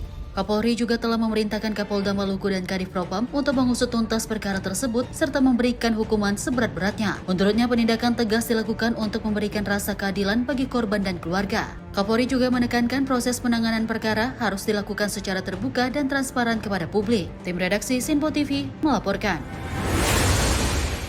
Ketua Komisi 3 DPR RI Habibur Rahman mengutuk keras kasus kematian Nizam, 12 tahun yang meninggal diduga akibat tindak kekerasan oleh ibu tirinya. Habibur Rahman meminta bahwa pelaku penganiayaan tersebut dapat dijerat dengan UU Perlindungan Anak. Ketua Komisi 3 DPR RI Habibur Rahman angkat bicara terkait dengan kasus meninggalnya Nizam 12 tahun akibat dugaan tindak kekerasan yang dilakukan oleh ibu tirinya. Habibur Rahman meminta Polres Sukabumi untuk menerapkan pasal 76C junto pasal 80 Undang-Undang Nomor 35 Tahun 2014 tentang perlindungan anak kepada pelaku. dengan ancaman pidana hingga 15 tahun penjara bagi pelaku kekerasan yang mengakibatkan anak meninggal dunia. Selain itu, ia juga meminta penyidik untuk mendalami secara menyeluruh apakah perbuatan tersebut dilakukan secara berkelanjutan. Jika terbukti, menurutnya hal tersebut dapat menjadi pemberat dalam proses hukum. Komisi 3 DPR RI mengutuk keras kasus kekerasan yang mengakibatkan meninggalnya seorang anak bernama Nizam Safei usia 12 tahun. Kami meminta kepada Polres Sukabumi, Jawa Barat untuk mengenakan pasal 76C junto pasal 80 Undang-Undang Nomor 35 Tahun 2014 tentang perlindungan anak kepada pelaku yang mengakibatkan meninggalnya Nizam Safei. Ancaman hukumannya dalam pasal ini adalah 15 tahun penjara. Kami juga meminta kepada Polres selaku penyidik untuk memeriksa dengan teliti apakah perbuatan yang dilakukan terhadap adik Nizam ini berkelanjutan atau tidak. Kalau berkelanjutan, maka hal tersebut akan menjadi pemberat bagi si pelaku penganiayaan yang mengakibatkan meninggalnya Nizam Safei. Kami akan terus kawal kasus ini sampai ke persidangan agar almarhum dan keluarganya bisa mendapatkan keadilan. Komisi 3 DPR RI memastikan akan terus mengawal kasus ini hingga persidangan, agar keadilan benar-benar ditegakkan dan keluarga almarhum mendapatkan kepastian hukum. Tim redaksi Simpo TV melaporkan.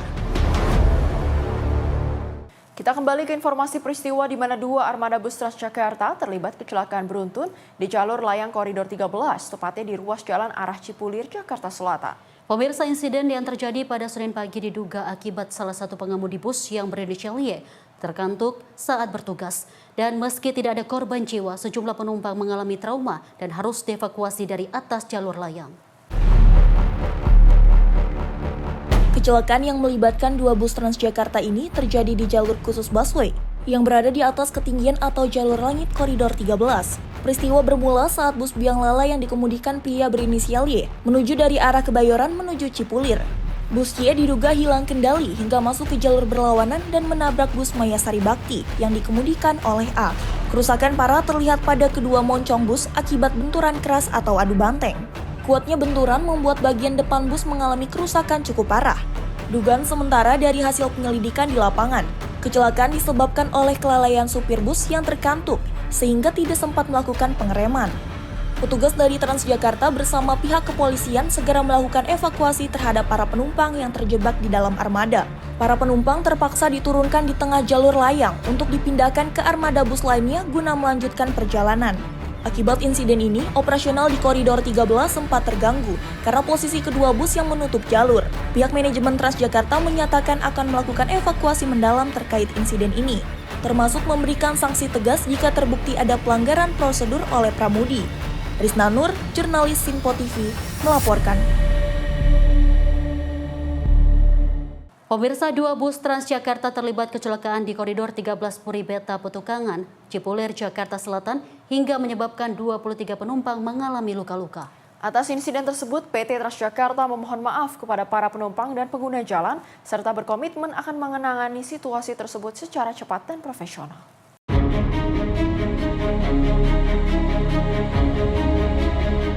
Kepala Departemen Humas dan CSR Transjakarta Ayu Wardani menyampaikan permohonan maaf atas terjadinya insiden kecelakaan yang melibatkan bus operator berkode BMP 263 dan MYS 17100.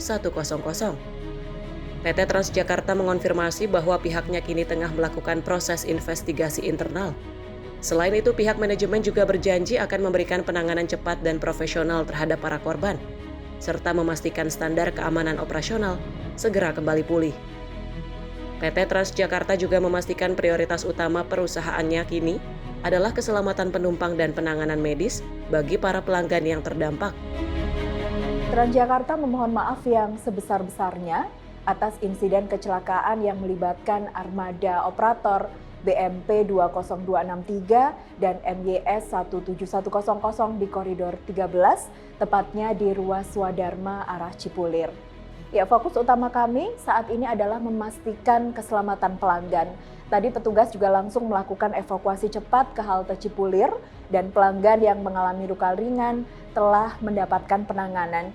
21 pelanggan mendapatkan penanganan di Rumah Sakit Sari Asih dan 2 orang pelanggan lainnya mendapatkan penanganan di Rumah Sakit Bakti Asih.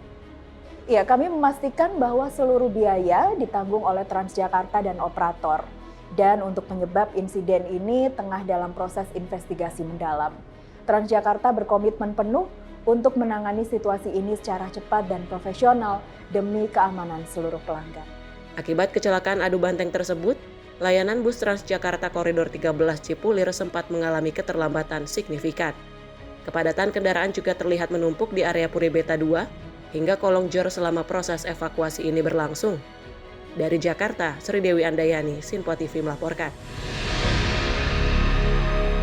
Dari anggota DPRD DKI Jakarta Hardianto Kenneth melakukan inspeksi mendadak ke lokasi pembangunan flyover di kawasan Jalan Latu Menteng, Jakarta Barat. Pemirsa, dalam sidak tersebut dirinya meminta kontraktor pelaksana untuk memaksimalkan pengaturan lalu lintas serta mempercepat progres pekerjaan tanpa mengabaikan aspek keselamatan dan kualitas konstruksi. Anggota DPRD DKI Jakarta Hardianto Kenneth melakukan inspeksi mendadak ke lokasi pembangunan flyover di kawasan Jalan Latu Menteng, Jakarta Barat. Sidak kali ini dilakukan menyusul banyaknya keluhan masyarakat terkait kemacetan parah yang terjadi akibat proses pengerjaan proyek tersebut. Anggota DPRD DKI Jakarta Hardianto Kenneth berdialog langsung dengan pihak pelaksana proyek serta memantau kondisi lalu lintas di sekitar titik pembangunan. Dalam keterangannya saat diwawancarai media, Kenneth menegaskan bahwa pembangunan flyover tersebut pada dasarnya bertujuan untuk mengurai kemacetan. Lebih lanjut, dirinya menyebut penyempitan badan jalan selama masa konstruksi berdampak langsung pada kepadatan kendaraan terutama pada jam sibuk. Oleh karena itu, dirinya meminta kontraktor pelaksana untuk memaksimalkan pengaturan lalu lintas serta mempercepat progres pekerjaan tanpa mengabaikan aspek keselamatan dan kualitas konstruksi. Selain itu, Kenneth juga mengimbau masyarakat untuk sementara waktu menghindari ruas Jalan Latu Menteng jika memungkinkan.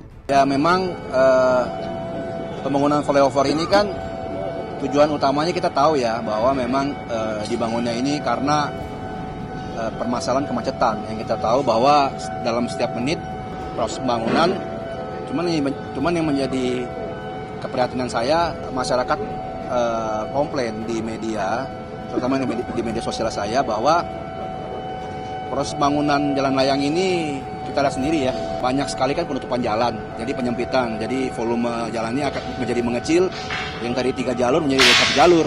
Buat seluruh warga masyarakat melalui Dinas Kominfotik bahwa bagaimana rekayasa lalu lintas di sekitar pembangunan flyover Latu Menteng ini.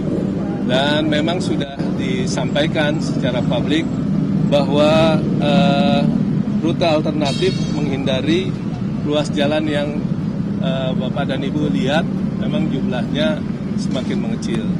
Meski demikian, dirinya berharap proyek flyover ini dapat selesai tepat waktu, sehingga manfaatnya dalam mengurai kemacetan bisa segera dirasakan warga. Sementara itu, koordinasi antara kontraktor, Dinas Perhubungan dan aparat terkait diminta terus ditingkatkan guna meminimalisir dampak kemacetan selama proses pembangunan berlangsung. Tim Liputan Sinpo TV melaporkan. Pemirsa, jangan beranjak kemana-mana karena usai jeda berikut ini kami akan hadir kembali dengan sejumlah informasi menarik lainnya. Tetaplah bersama kami di Menyapa Indonesia Pagi.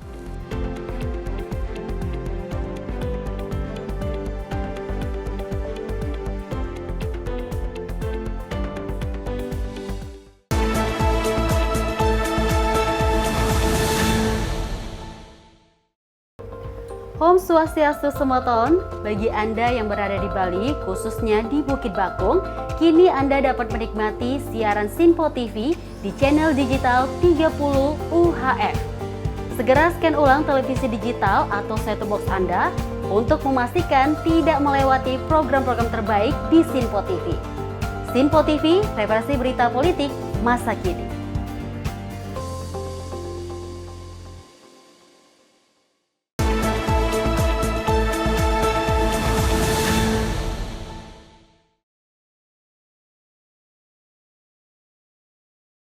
Terima kasih pemirsa, Anda masih bersama kami di Sinpo TV. Kita lanjutkan ke informasi berikutnya dari Presiden Prabowo Subianto yang menyaksikan penandatanganan kerjasama antara Danantara dan ARM Limited di Inggris. Kerjasama ini menargetkan Indonesia menjadi pemain utama di industri chip global.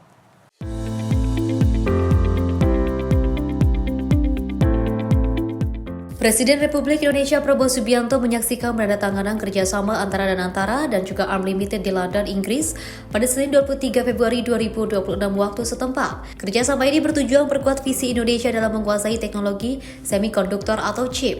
Usai penandatanganan signing ceremony framework agreement between Indonesia and ARM Limited di London, Menteri Koordinator Bidang Perekonomian Erlangga Hartarto menyatakan kerjasama ini merupakan langkah strategis agar Indonesia mampu menguasai teknologi chip dari sisi hulu. Program ini juga mencakup pelatihan 15.000 insinyur dalam ekosistem ARM sebagai fondasi untuk pengembangan chip canggih di masa depan. Ini merupakan kerjasama Indonesia agar Indonesia bisa menguasai teknologi semikonduktor.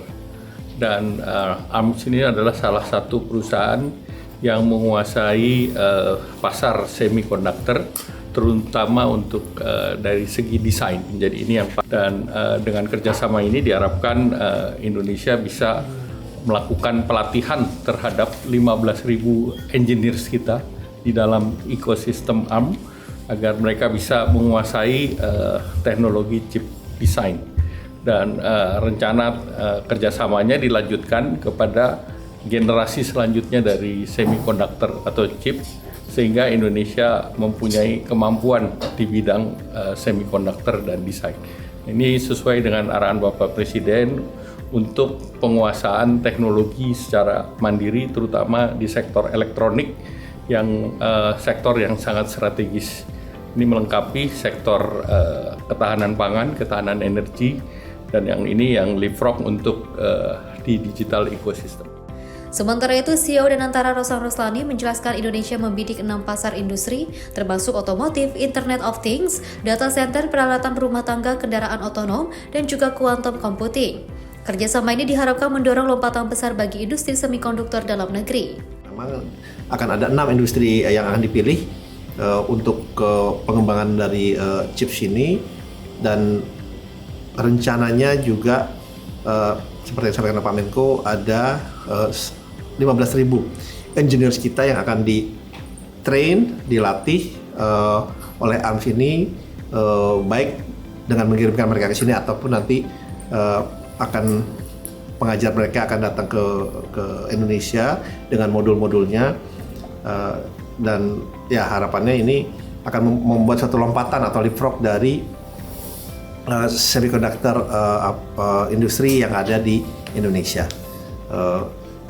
Dan ya Danantara sebagai leadingnya dalam hal ini, dan kami meyakini ini akan suatu program yang sangat-sangat positif, sehingga ini juga memberikan sovereignty, chip sovereignty terhadap kita, pada pemerintah Indonesia. Tim redaksi Sinpo TV melaporkan. Pemirsa, Menteri Keuangan Purbaya Yudi Sadewa menegaskan akan menjatuhkan sanksi tegas terhadap penerima beasiswa LPDP yang dinilai menghina negara. Tak hanya masuk dalam daftar hitam, penerima beasiswa tersebut juga diwajibkan mengembalikan seluruh dana yang telah diterima.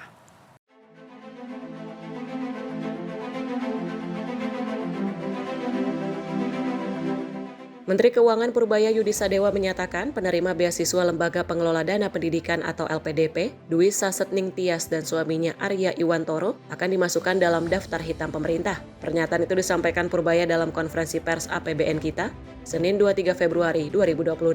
Menurut Purbaya, dengan status blacklist yang bersangkutan tidak akan dapat bekerja atau menjalin hubungan dengan instansi pemerintah. Selain itu, pemerintah juga mewajibkan pengembalian seluruh dana beasiswa LPDP, termasuk bunga yang telah digunakan. Purbaya menyebut pihak LPDP telah berkomunikasi dengan Arya Iwantoro dan yang bersangkutan menyatakan kesediaan untuk mengembalikan dana tersebut dengan nilai yang masih dalam proses penghitungan. Kasus ini mencuat setelah unggahan di media sosial yang menyatakan, "Cukup saya saja yang WNI, anak-anak saya jangan," menuai reaksi publik. Rasanya begini, itu seperti itu hal yang kami sesalkan. Jadi kami akan menegakkan aturan yang ada di LPDP sehingga yang bersangkutan menyelesaikan tanggung jawabnya LPDP Tadi sudah bicara beliau.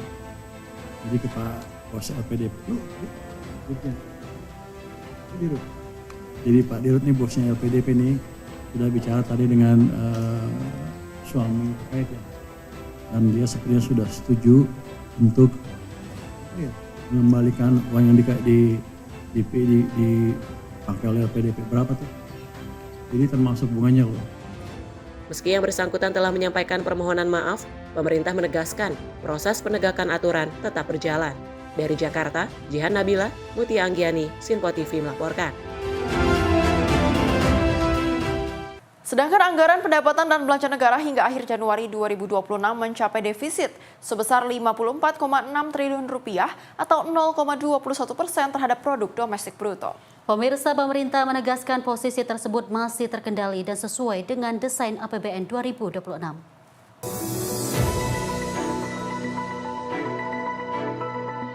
Menteri Keuangan Purbaya Yudi Sadewa menyampaikan hingga akhir Januari 2026, APBN mencatat defisit 54,6 triliun rupiah atau 0,21% terhadap PDB.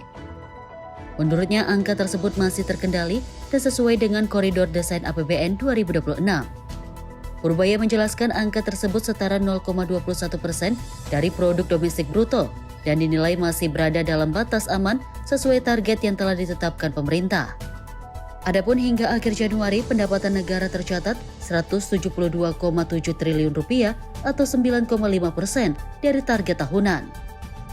Pendapatan tersebut Purbaya menyampaikan berasal dari pajak sebesar 116,2 triliun rupiah, kepabeanan dan cukai 22,6 triliun rupiah, serta penerimaan negara bukan pajak 33,9 triliun rupiah. Pendapatan negara telah mencapai 172,7 triliun rupiah atau 5,5% dari target APBN, tumbuh sebesar 9,5% year on year. Kinerja ini ditopang oleh penerimaan pajak perpajakan yang tetap kuat serta PNBP yang mulai menunjukkan pemulihan di luar komponen non berulang tahun lalu.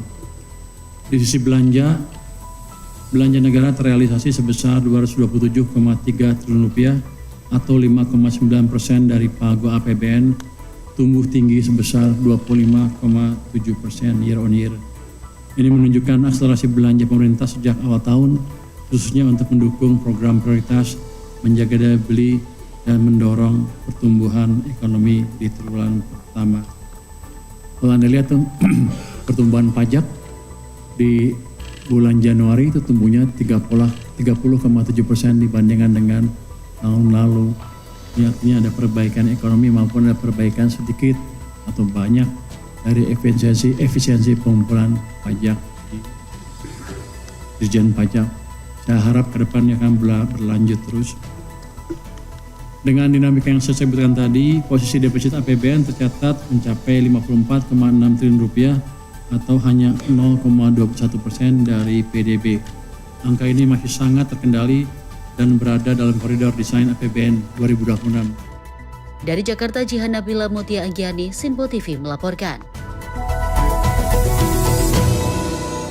Kita lanjut informasi dari investor global yang memberikan apresiasi atas komitmen pemerintah Indonesia dalam memperkuat sistem hukum dan pasar modal. Langkah ini dinilai penting untuk meningkatkan kepercayaan dan stabilitas investasi jangka panjang.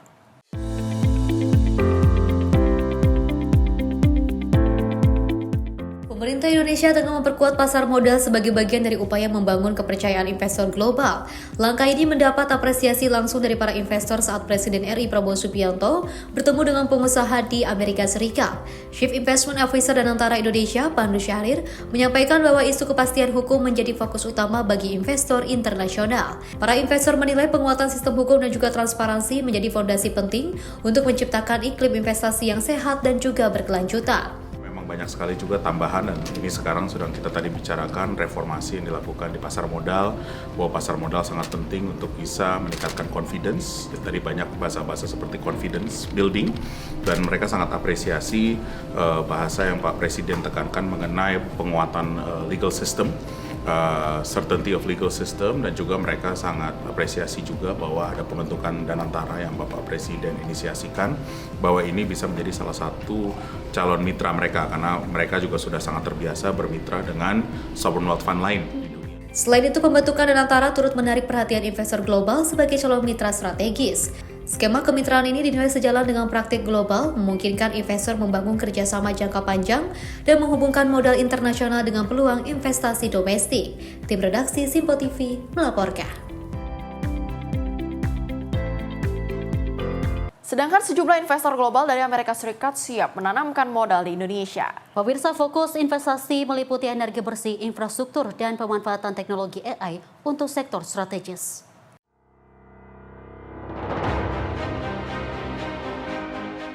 Sejumlah investor global menyatakan komitmennya untuk menanamkan investasi di Indonesia selama kunjungan Presiden Republik Indonesia Prabowo Subianto di Amerika Serikat. Pada Jumat 21 Februari, Presiden Prabowo bertemu dengan 12 perusahaan investasi terbesar dunia untuk membahas peluang peningkatan ekonomi nasional.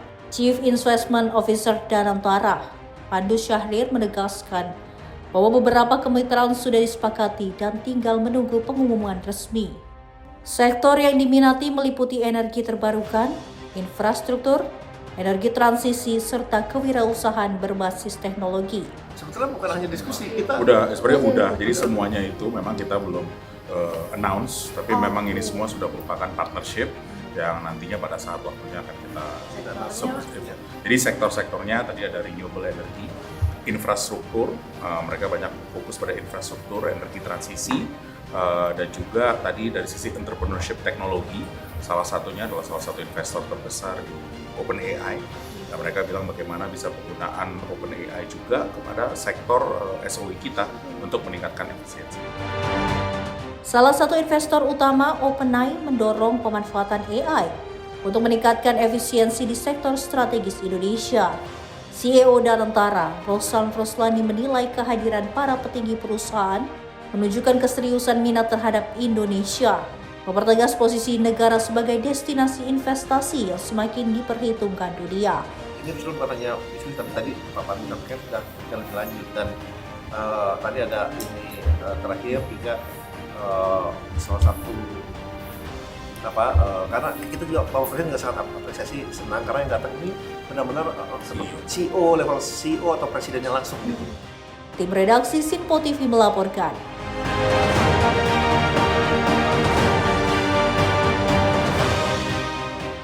Kita lanjut informasi dari pemerintah yang memastikan pembelian energi dari Amerika Serikat tidak menambah kuota impor nasional. Skema ini hanya menggeser sumber pasokan tanpa meningkatkan ketergantungan energi Indonesia.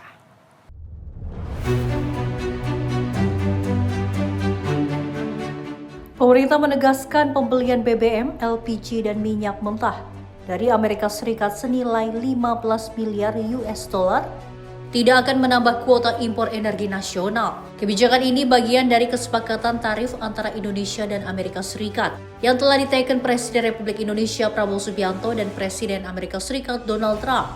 Menteri SDM Bahlil Lahadalia menjelaskan total alokasi pembelian sudah dihitung matang dan tidak membebani neraca energi Indonesia.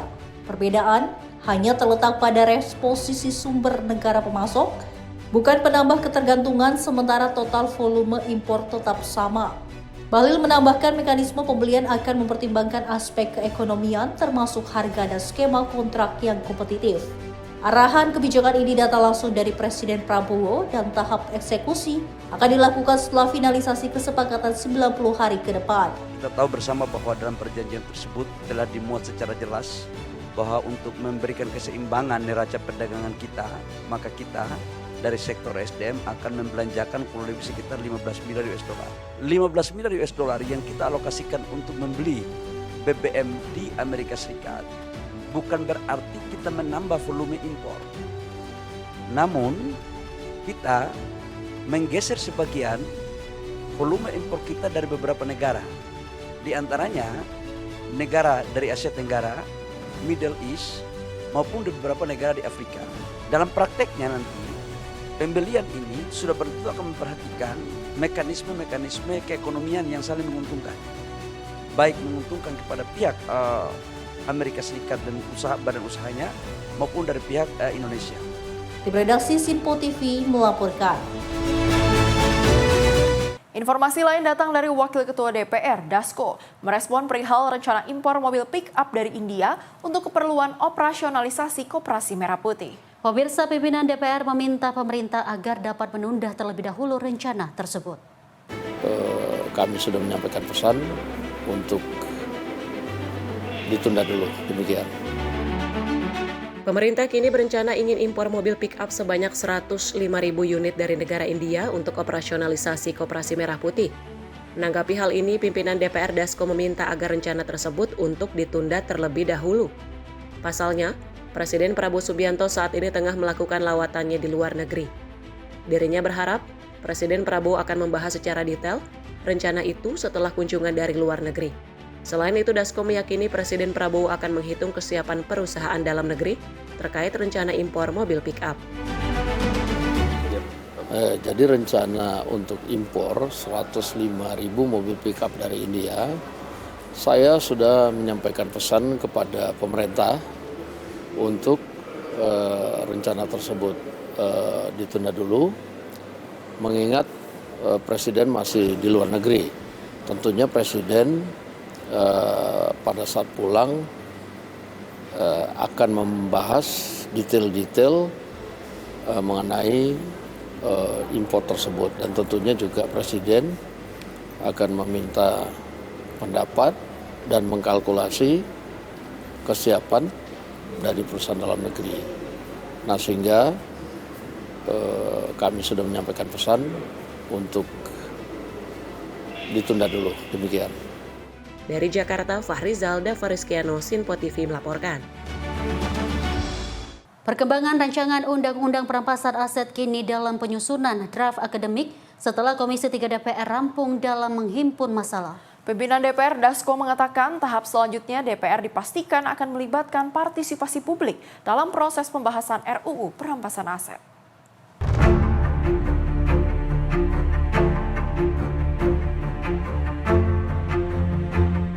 Pimpinan DPR Dasko mengungkapkan perkembangan terbaru terkait proses rancangan Undang-Undang Perampasan Aset. Dirinya menyebut, Komisi 3 DPR telah menghimpun masalah dan menyusun draft akademik dari RUU tersebut. Selanjutnya, setelah proses penyusunan draft akademik rampung, DPR akan segera melibatkan partisipasi masyarakat dalam pembahasan RUU Perampasan Aset. Sebelumnya, pimpinan DPR menyebut bahwa pihaknya telah menjanjikan pembahasan RUU Perampasan Aset dilakukan setelah sejumlah regulasi rampung. Di antaranya KUHP, KUHAP, serta kompilasinya dengan Undang-Undang Tindak Pidana Korupsi. Ya, kami waktu itu sudah menyatakan bahwa kalau sudah selesai Undang-Undang KUHP, KUHAP,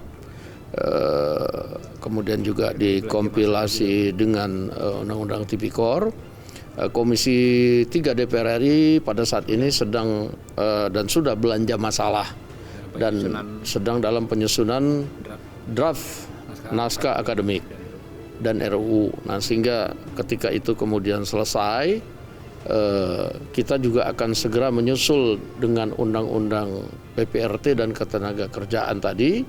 Kita akan segera adakan partisipasi publik untuk kemudian setelah itu kita akan melakukan pembahasan undang-undang, demikian. Pembahasan RUU Perampasan Aset telah dimulai Komisi 3 DPR sejak 15 Januari 2026. RUU yang terdiri dari 8 bab dan 62 pasal ini masuk dalam daftar RUU prioritas yang ditargetkan rampung pada tahun ini. RUU ini akan memperkuat pemberantasan korupsi dan pemulihan kerugian negara. Dari Jakarta, Dio Malau, Sinpo TV melaporkan. Dari Wakil Ketua Komisi 10 DPR lalu Hadrian Irvani menyayangkan mengenai kisruh URD beasiswa LPDP yang bangga anaknya menjadi warga negara asing. Pemirsa lalu meminta lembaga pengelola dana pendidikan untuk dapat melakukan evaluasi mulai dari rekrutmen hingga penanaman integritas kepada seluruh penerima beasiswa LPDP.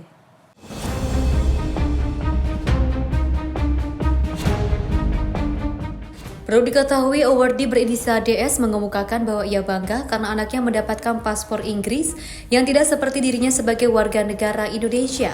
Pasalnya dalam unggahan yang beredar di sosial media tersebut, banyak warganet memberikan komentar tidak setuju. Selain itu, LPDP juga turut menyatakan suami dari DS yang berinisial AP adalah awardee LPDP yang juga diduga belum menunaikan kewajiban kontribusinya setelah lulus. Wakil Ketua Komisi 10 DPR lalu Hadrian Irvani menyayangkan mengenai pernyataan dari DS. Lalu menilai seharusnya penerima LPDP harus mampu memperkenalkan adat, budaya, serta etika yang menjadi kekayaan bangsa dan negara Indonesia. Kami tentu sangat menyayangkan pernyataan tersebut yang seharusnya penerima LPDP menjadi duta bangsa di negara tujuan. Penerima LPDP harus mampu memperkenalkan Indonesia, memperkenalkan adab, budaya, etika, sopan santun yang menjadi kekayaan bangsa dan negara Indonesia.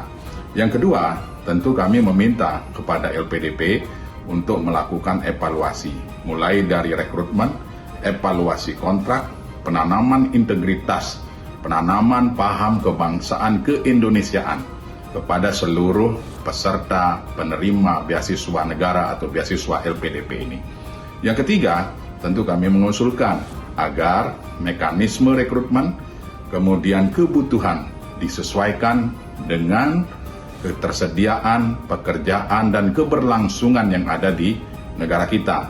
Contoh misalnya, ketika negara mengirimkan mahasiswa melalui beasiswa LPDP, tentu di dalam kontrak komitmen mereka harus kembali untuk berbuat bagi bangsa dan negara.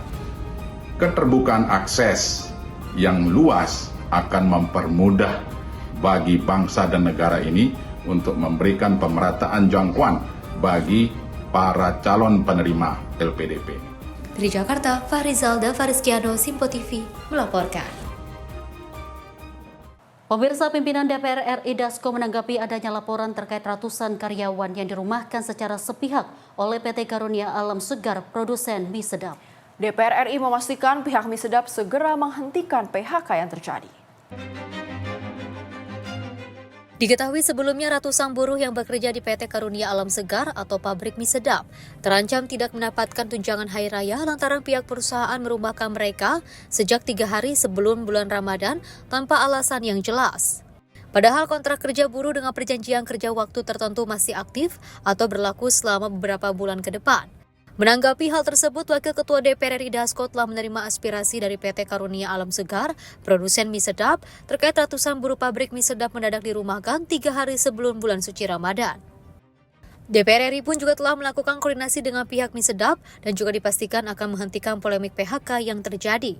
Para pekerja pun sudah dapat kembali bekerja serta menjalani ibadah puasa dan lebaran dengan tenang. Baik, terima kasih. Pihak DPR RI telah menerima aspirasi dari pekerja mie sedap.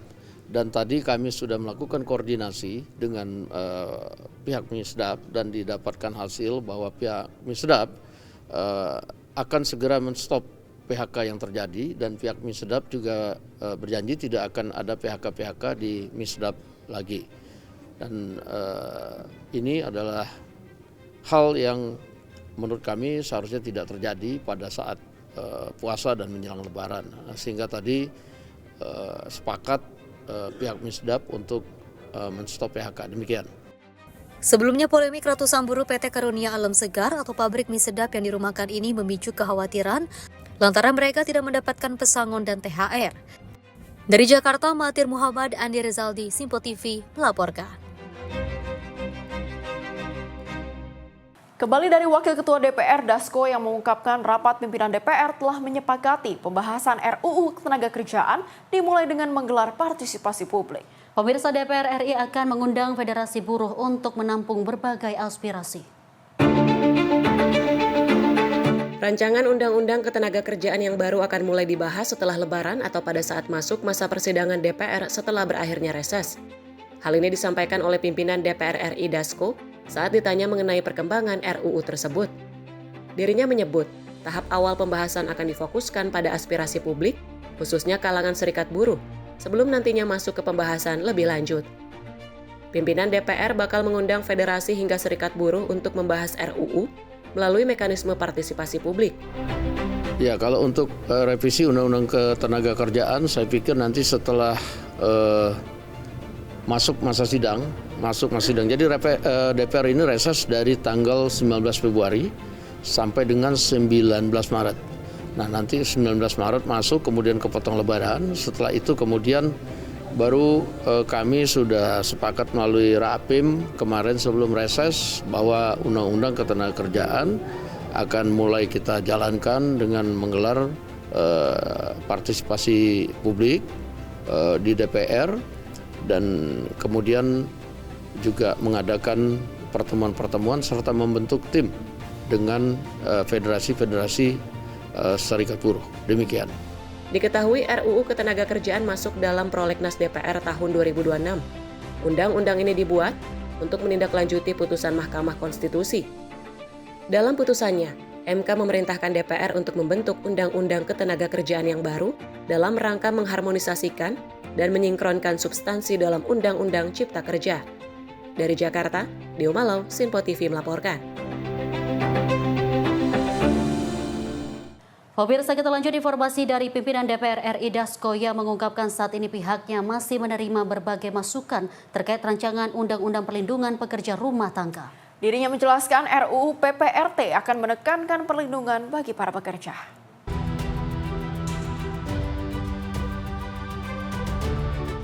Pimpinan DPR Dasko mengupdate pembahasan rancangan Undang-Undang Perlindungan Pekerja Rumah Tangga yang masih diproses di DPR. Dirinya menjelaskan, hingga kini DPR masih menerima berbagai masukan publik hingga tanggal 5 Maret 2026. RUU PPRT dipastikan bakal mengedepankan perlindungan bagi para pekerja. Menurutnya, RUU masih memiliki banyak aspek yang harus diperhatikan sehingga perlu dikaji secara mendalam dan cermat. RUU PPRT pada saat kemarin sudah masih dalam tahap menerima partisipasi publik dan itu akan terus dilakukan dan kami pada saat My Day tahun lalu kerap berdiskusi dengan Pak Said Iqbal dari KSPI di mana kemudian mendapatkan masukan bahwa dalam undang-undang itu lebih banyak menekankan perlindungan kepada PPRT. Nah, sehingga itu yang digodok dan insya Allah mulai tanggal 5 Maret nanti partisipasi publiknya akan terus dilakukan dan sampai dengan dilakukan pembahasan-pembahasan sampai dengan selesai. Dan saya pikir karena undang-undang PPRT ini juga meliputi berbagai aspek yang mesti diperhatikan sehingga partisipasi publiknya harus banyak dan kemudian dikaji dengan mendalam dan pembahasannya dengan cermat. Demikian. Dari Jakarta, Mahathir Muhammad, Andi Razaldi, Sinpo TV melaporkan.